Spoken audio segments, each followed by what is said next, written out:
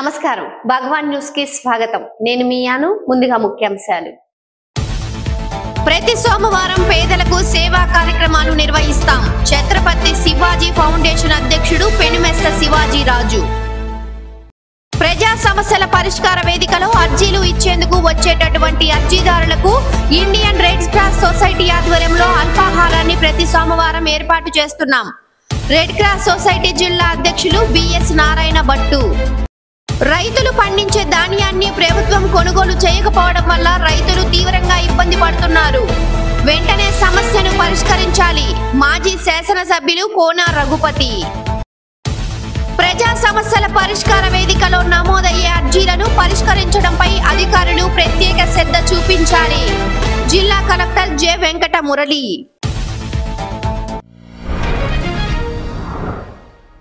ఆధునిక తెలుగు నాటక రంగ వైతాళికులు శతాధిక నాటక రచయిత డాక్టర్ కొర్రపాటి గంగాధరరావు బాపట్ల వాస్తవ్యులగుట బాపట్ల పట్టణానికి ఎంతో గర్వకారణమని రావులి నరసింహవర్మ అన్నారు.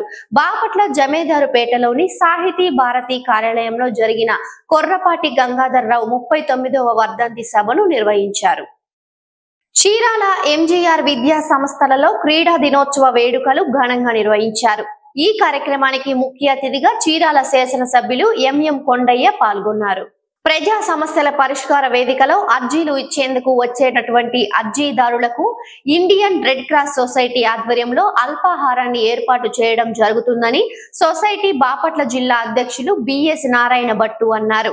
కలెక్టర్ కార్యాలయంలో జరుగుతున్న ప్రజా సమస్యల పరిష్కార వేదికకు వచ్చే అర్జీదారులకు రెడ్ క్రాస్ ఆధ్వర్యంలో అల్పాహారాన్ని ఏర్పాటు చేశారు. ఇండియన్ రెడ్ క్రాస్ సొసైటీ తరఫున మనం ఇక్కడ అర్జీదారులుగా వచ్చేటువంటి వారి సోమవారం కూడా అల్పాహారం ఏర్పాటు చేస్తున్నటువంటి కార్యక్రమం అందరికీ తెలుసు. ఇది ఒక చక్కనైనటువంటి కార్యక్రమంగా జనం అందరికీ కూడా ఉపయోగపడే కార్యక్రమంగాను దూర ప్రాంతాల నుంచి అర్జీదారులుగా వచ్చినటువంటి వారికి అల్పాహారం ఇవ్వడం ద్వారా మంచినీరు ఇవ్వడం ద్వారా సౌకర్యవంతంగా చేయడం చేత రెడ్ క్రాస్ యొక్క కార్యక్రమాలకు కూడా కొంచెం కలెక్టర్ గారు కూడా స్పందించి వారి యొక్క సహాయ సహకారాలు కూడా అందించడమే కాకుండా ప్రత్యేకమైన ఒక షెడ్ వేసి ఇలా ఆహార పంపిణీ కార్యక్రమాన్ని స్థిరంగా ఉంచాలి, పర్మనెంట్గా చేయాలి అనే భావన శాశ్వతంగా అందరికీ అందించాలనే ఉద్దేశంతో ఉన్నారు. ఇది ఒక చక్కనైనటువంటి కార్యక్రమం. ఎందుకంటే ఎక్కడి నుంచో వచ్చేటువంటి వారికి ఇక్కడ దగ్గరలో ఏమి దొరకవు కనుక మనం ఒక సంకల్పంతో ప్రారంభించాము. గత 2 సంవత్సరాల నుంచి నిర్విఘ్నంగా ఈ కార్యక్రమాన్ని చేయడానికి అనేక మంది దాతలు సహకరిస్తున్నారు. అలాగే మా కార్యకర్తలు కూడా ముందు ఉండి ఈ కార్యక్రమంలో ముఖ్యంగా మా గుడి రామసుబ్బారావు అయితే ప్రతి కార్యక్రమంలో వచ్చి ఆయన వడ్డిస్తున్నాడు. అలాగే గుంటూరు రామసుబ్బారావు గారు, అలాగే బొడ్డుపల్లి శ్రీరామచంద్రమూర్తి గారు మా కార్యక్రమంలో ఈ యొక్క వాహనం కోసం ఎప్పుడూ ఎమ్మడుండేటువంటి రమణబాబు గారు, వేణు గారు, సత్యనారాయణ రాజు గారు వీళ్ళు ఒక టీమ్గా పర్మనెంట్గా ఉంది కార్యక్రమం నడపడం వల్ల ఇది చాలా దిగ్విజయం అవుతుంది. సహకరిస్తున్న ప్రతి ఒక్కరికి కూడా మేము కృతజ్ఞతలు అందిస్తాం. రైతులు పండించిన ధాన్యాన్ని ప్రభుత్వం కొనుగోలు చేయకపోవటం వల్ల తీవ్రంగా ఇబ్బందులు పడుతున్నారని మాజీ శాసనసభ్యులు కోన రఘుపతి అన్నారు. బాపట్ల పట్టణంలోని వైఎస్ఆర్సీపీ కార్యాలయంలో ఏర్పాటు చేసిన విలేకరుల సమావేశంలో ఆయన పాల్గొని ప్రసంగించారు.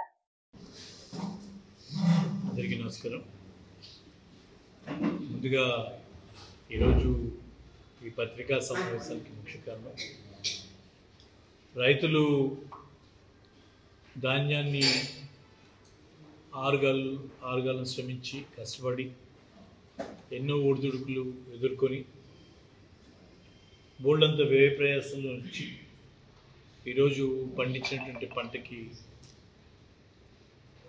కొనేటువంటి నాదుడే లేకపోయినటువంటి పరిస్థితి. దాదాపు ఇప్పటికి కూడా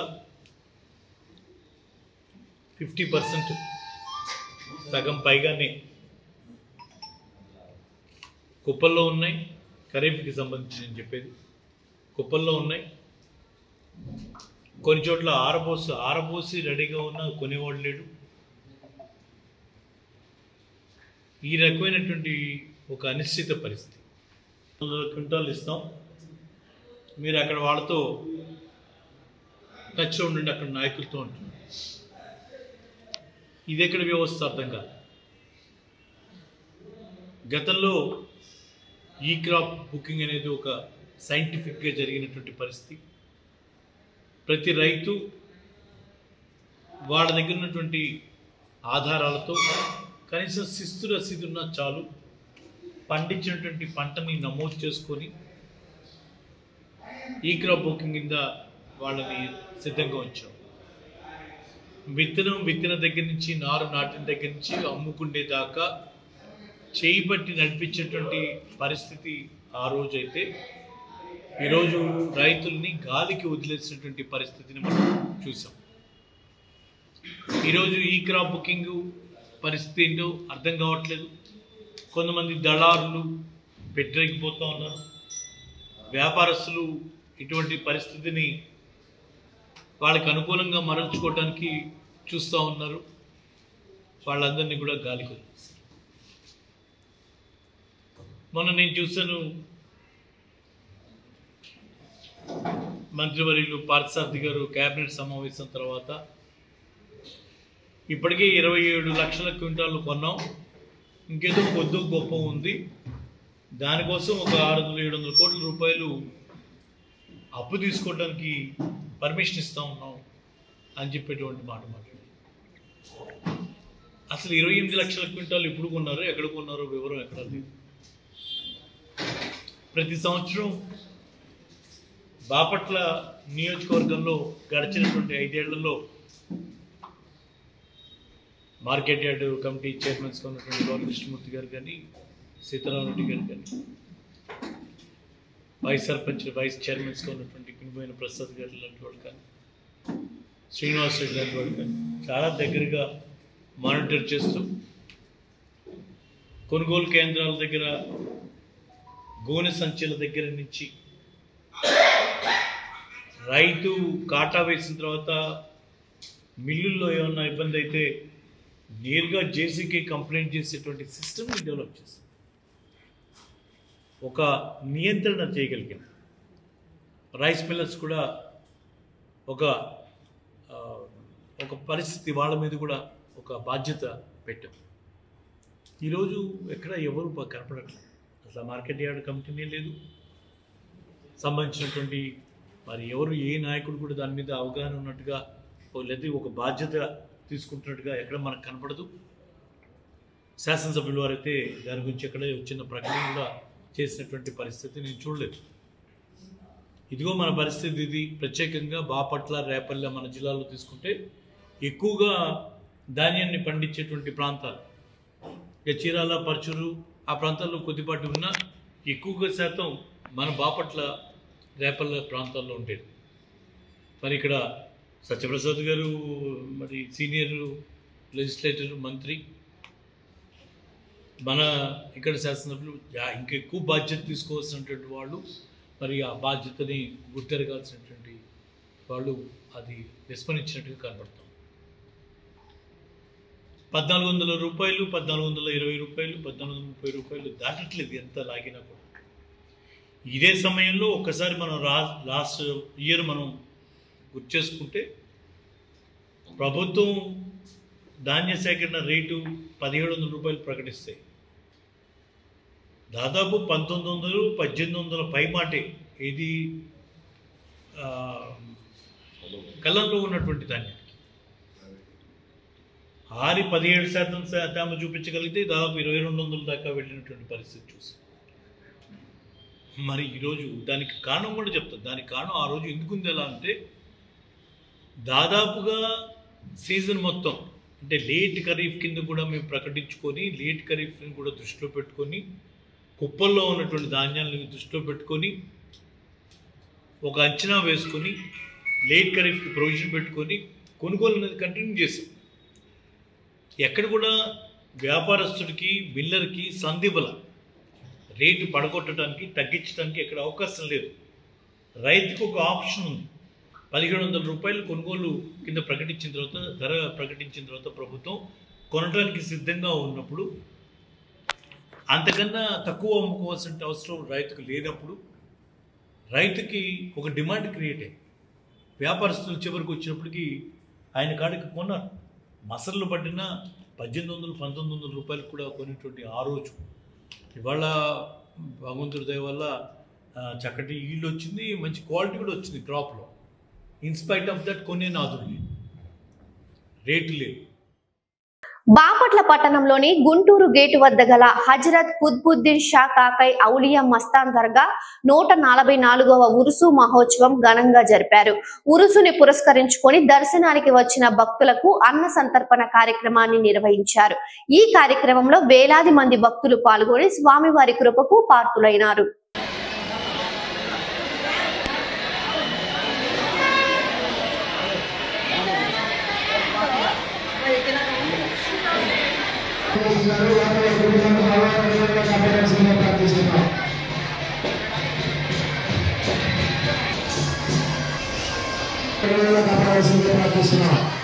భక్తులందరూ భోజనం చేసి వెళ్ళవలసిందిగా ప్రార్థిస్తున్నాం.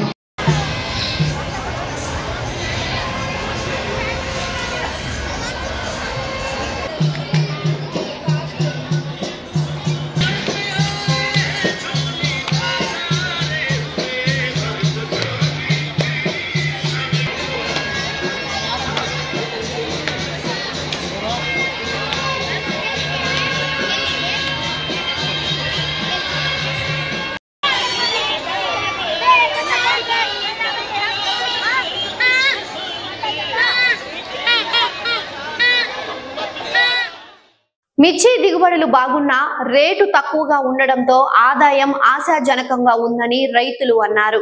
మండలంలో మిర్చి కోతలు ప్రారంభమైనాయి.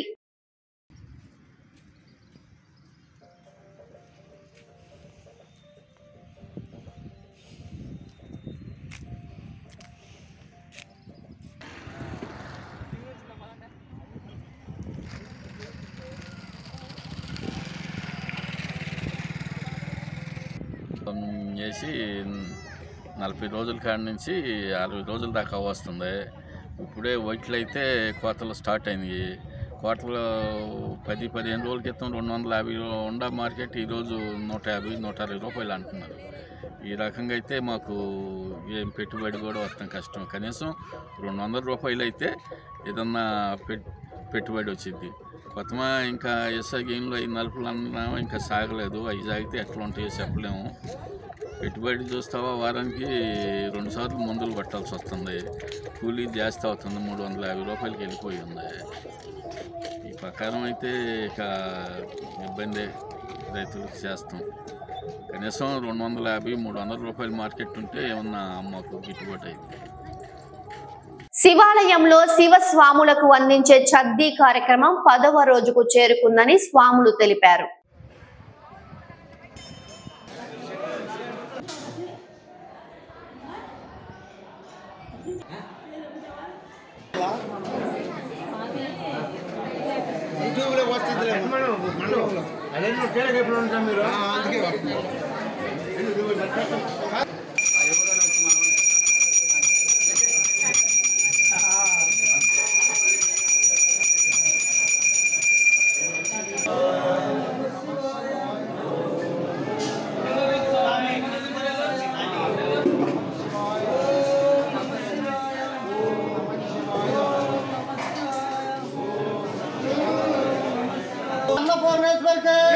ఓం నమః శివాయ. ఓం నమః శివాయ.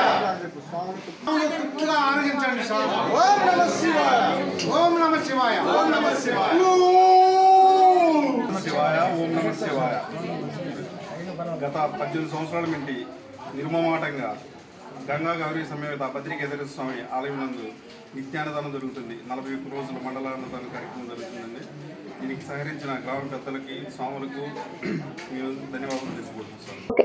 ప్రజా సమస్యల పరిష్కార వేదికలో నమోదయ్యే అర్జీలను పరిష్కరించడంపై అధికారులు ప్రత్యేక శ్రద్ధ చూపించాలని జిల్లా కలెక్టర్ జె వెంకటమురళి అన్నారు. ప్రజా సమస్యల పరిష్కార వేదిక కార్యక్రమాన్ని జిల్లా కలెక్టర్ స్థానిక కలెక్టరేట్ లో నిర్వహించారు. మా సమస్యలు పరిష్కరించండంటూ బాధితులు అర్జీల ద్వారా జిల్లా కలెక్టర్ కి విన్నవించారు. వినతి పత్రాలను పరిశీలించిన కలెక్టర్ కొన్నింటికి అక్కడికక్కడే పరిష్కార మార్గం చూపారు.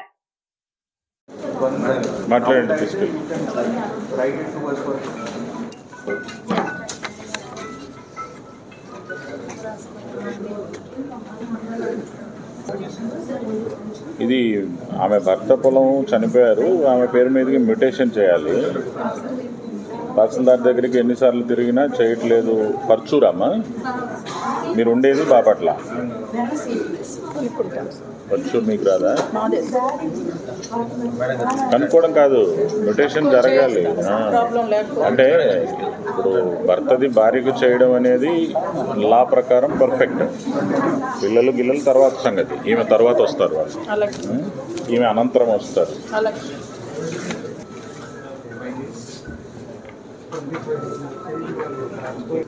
ఎప్పుడు కాలిపోయింది ఇల్లు? చంద్రబాబు నాయుడు కలిపోయింది సార్. మరి ఇప్పటిదాకా ఏమో ఎక్కడున్నారు? మన పాత పట్ట వేసుకుని అక్కడే ఉన్నాను సార్. మన వస్తాను ఇస్తానని అంటా ఉన్నాను సార్. అంటే రాలేదు సార్. ఇప్పుడు ఇల్లు కాలిపోయిన దానికి గౌడ్ ఆర్డీఓనే కదా, TR-27 తహసీల్దార్ చేసేయచ్చు. ఒకసారి ఎంక్వైరీ చేసి పెట్టండి. అంటే ఇక్కడ గవర్నమెంట్ నుంచి మరీ ఎక్కువ ఏమి రావు, ఏదో కొద్దిగా వస్తాయి. 6,000 10,000 ఎంతో ఉంటుంది. నాబార్డ్ రోజువారీ సపోర్ట్ తో 400 మంది రైతులను కలిసి ప్రకృతి వ్యవసాయం చేస్తున్నామని ప్రకృతి వ్యవసాయ రైతు లేళ్ల వెంకట రమణారావు అన్నారు. బాపట్ల కలెక్టర్ కార్యాలయం వద్ద ఆయన విలేకరులతో మాట్లాడారు. బాపట్ల నేను 2017 నుంచి ప్రకృతి వ్యవసాయం చేస్తూ 2021లో ఒక FPOని స్టార్ట్ చేయడం జరిగింది. క్షేత్ర నేషనల్ ఫార్మర్ లిమిటెడ్ అనేసి. అది నాబార్డ్ సపోర్టెడ్ ప్రోగ్రామ్. వెనకాల RYSS ప్లస్ నాబార్డ్ వాడి సపోర్ట్ తోటి FPO స్టార్ట్ చేసి దాదాపు మేము ఇప్పుడు 400 మంది రైతులు, ప్రకృతి వ్యవసాయం చేసే రైతులని ఒక ప్లాట్ఫామ్ క్రియేట్ చేసి వాళ్ళు ఉత్పత్తి చేసిన వాటన్నిటిని కూడా మేము వాల్యుయేషన్ చేసి ప్రాసెస్ చేసి మార్కెట్ చేయడం జరుగుతుంది. ఈ సందర్భంగా మాకు ఇంకోవా బెంగళూరు వాళ్ళు జైవిక్ ఇండియా అవార్డు 5th ఎడిషన్లో బెస్ట్ FPOగా నేషనల్ అవార్డు ఇవ్వడం జరిగింది. టోటల్ ఆల్ ఓవర్ ఇండియాలో 6 FPOస్కి ఈ అవార్డు ఇవ్వడం జరిగింది. ఒకటి ఫస్ట్, సెకండ్, థర్డ్ ప్రైజ్లో. మొదటి ఒక 3 అవార్డ్స్ వచ్చి ఎక్స్క్లూజివ్లీ నార్త్ ఈస్ట్కి వెళ్తే 3 అవార్డులు వచ్చి రెస్ట్ ఆఫ్ ఇండియాకి ఇచ్చారు. ఆ రెస్ట్ ఆఫ్ ఇండియాలో ఇచ్చిన 3 అవార్డులు సెకండ్ ప్రైజ్ కింద Bapatla Kshetra natural farmer producer company limited ఇవ్వడం జరిగింది. ఈ అవార్డును తీసుకోవడానికి DPM గారు శ్రీమతి వాణిశ్రీ గారు నేను ఇద్దరం కలిసి బెంగళూరు వెళ్ళి 22వ తారీఖు ఈ అవార్డుని తీసుకొని రావడం జరిగింది. అలాగే ప్రకృతి వ్యవసాయంలో అంతకుముందు కరెక్ట్గా 1 మంత్ గ్యాప్ ముందు డిసెంబర్ 22వ తారీఖు కూడా గాంధీ జ్ఞాన్ గ్లోబల్ వాళ్ళు కూడాను ఒక పుడమిపుత్ర అవార్డు ఇవ్వడం జరిగింది. అది ఇండివిజువల్ కేటగిరీలో ఇచ్చారు, ఇదేమో FPO కేటగిరీలో చేసుకోవడం జరిగింది. సో ఇక్కడ ప్రకృతి వ్యవసాయం చేస్తూ ప్రతి రైతు కూడాను ప్రకృతి వ్యవసాయం చేస్తూ భూమిని కాపాడాలి, ఆరోగ్యాన్ని కాపాడుకోవాలనే ఉద్దేశంతో మేము ఈ యొక్క యజ్ఞంలాగా చేయడం జరిగింది. సో దీనికి మాకు ఈ గుర్తింపు రావడం మాకు చాలా గర్వకారణంగా ఉంది. గర్వకారణమే కాదు, ఇది గుర్తింపు అనేది ఒక బాధ్యత కూడా పెంచింది. సో ఈ బాధ్యతని ఇంకా ముందు సమగ్రంగా నిర్వహిస్తానని తెలియజేస్తున్నాను. పేదలకు ప్రతి సోమవారం సేవా కార్యక్రమాలు నిర్వహిస్తామని ఛత్రపతి శివాజీ ఫౌండేషన్ అధ్యక్షులు పెనుమెస్స శివాజీరాజు అన్నారు. భగవాన్ న్యూస్ ముగించే ముందు ముఖ్యాంశాలు మరొకసారి. ప్రతి సోమవారం పేదలకు సేవా కార్యక్రమాలు నిర్వహిస్తాం. ఛత్రపతి శివాజీ ఫౌండేషన్ అధ్యక్షుడు పెనుమెస్స శివాజీరాజు. ప్రజా సమస్యల పరిష్కార వేదికలో అర్జీలు ఇచ్చేందుకు వచ్చేటటువంటి అర్జీదారులకు ఇండియన్ రెడ్ క్రాస్ సొసైటీ ఆధ్వర్యంలో అల్పాహారాన్ని ప్రతి సోమవారం ఏర్పాటు చేస్తున్నాం. రెడ్ క్రాస్ సొసైటీ జిల్లా అధ్యక్షులు బిఎస్ నారాయణ భట్టు. రైతులు పండించే ధాన్యాన్ని ప్రభుత్వం కొనుగోలు చేయకపోవడం వల్ల రైతులు తీవ్రంగా ఇబ్బంది పడుతున్నారు. వెంటనే సమస్యను పరిష్కరించాలి. మాజీ శాసనసభ్యులు కోన రఘుపతి. ప్రజా సమస్యల పరిష్కార వేదికలో నమోదయ్యే అర్జీలను పరిష్కరించడంపై అధికారులు ప్రత్యేక శ్రద్ధ చూపించాలి. జిల్లా కలెక్టర్ జె వెంకట మురళి. ఈ వార్త ఇంతటితో సమాప్తం. తిరిగి మరో బులెటిన్లో మళ్ళీ కలుసుకుందాం. అంతవరకు సెలవు. నమస్కారం.